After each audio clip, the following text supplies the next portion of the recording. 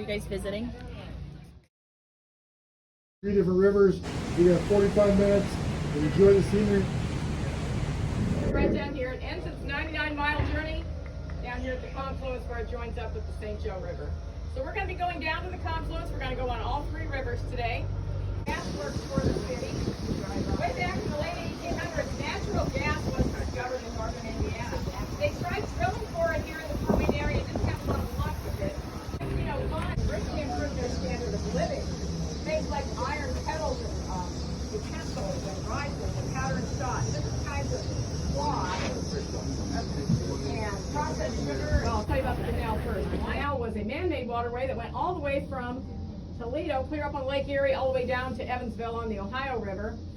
And it was the longest man-made waterway in the Western Hemisphere. The only bigger one was in China somewhere. So it just so happened that the highest point on the canal was Fort Wayne. So Fort Wayne became known as the Summit. And so today Fort Wayne's nickname is the Summit City. So even though our canal has long been relegated to history, it's completely gone, our Summit City nickname remains. So that's where it came from. The St. Mary's River begins in southern Otways County, Ohio. It travels to the west a little bit, then it turns north. End of the St. Mary's River. And over on the left, you'll see the St. Joe River. Empties into Lake Erie. This is the largest watershed of any river in the entire Great Lakes system. You can tell as soon as we get out here, it's a much bigger river. It's wider, probably deeper. Here on the left is the village of Kikianga, or it used to be. Today it's the lakeside neighborhood of Fort Wayne. In 1787, the Northwest Ordinance was passed, and that opened up the Northwest Territory to settlement. The first settlement in the Northwest Territory was Marietta, Ohio, settled by a man named Rufus Putnam, who brought some settlers from New England. You may not have heard of Rufus Putnam, but you may have driven on Putnam Street in Fort Wayne. It's named for him. And he pops up in Fort Wayne's history now and then. Isn't that beautiful? Speaking of little turtle, there's a little turtle on this log over here to the right. On sunny days like this, the turtles like to climb up on the logs and sun themselves, so we may see a few turtles today. So in 1789, the new Constitution was ratified, and George Washington was inaugurated as the President of the new United States under the new Constitution. And he was immediately faced with a crisis. And the crisis was that there were settlers moving into the Northwest Territory, hoping to start their lives anew in this new place. And the British were arming the Native Americans and trying to get the settlers to stay out. So there was a lot of killing, a lot of bloodshed, there was a lot of scalping going on. It was just a real horrible mess. And George Washington had to do something about it. So Americans were happy about it because they could sell off the land and get money to help pay off the terrible debt they had incurred as a result of the Revolution. The Brits weren't happy about it, and so back here on the frontier, they sent an army up here under the command of Josiah Harmer. And Harmer's army camped right here on the other side of these trees on the right side.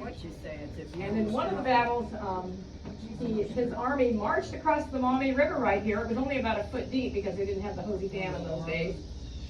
And if you look on the other side of that levee over there, there's a marker that tells about the terrible battle that occurred that day. Now, Chief Little Turtle completely annihilated the United States Army. It was a humiliating defeat, and Harmer had to go back to defeat. So President Washington's response was to send another army up the following year. He figured the sooner the better. He hadn't yet realized what kind of a fighting for. The very first congressional investigation ever held was to determine what happened that day on the banks of the Wabash. And believe it or not, St. Clair was completely exonerated of any blame in the disaster, and he was allowed to remain governor of the Northwest Territory.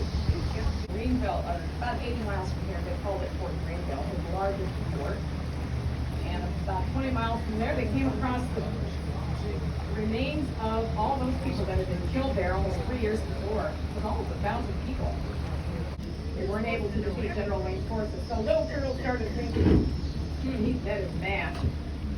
He said, the Americans are led by a chief who never sleeps. There's no way I can surprise them. They were completely defeated by General Wayne's forces.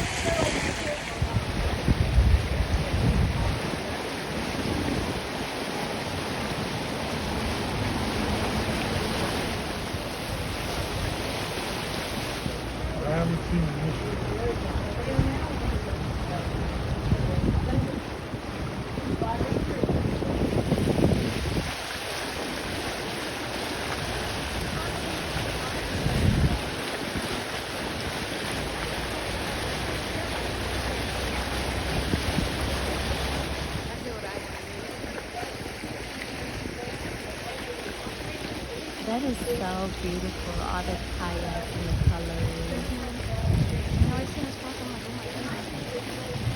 I was like, how does more people not know about this? I know. Yeah, and I don't know if we've been like throughout the park over that way.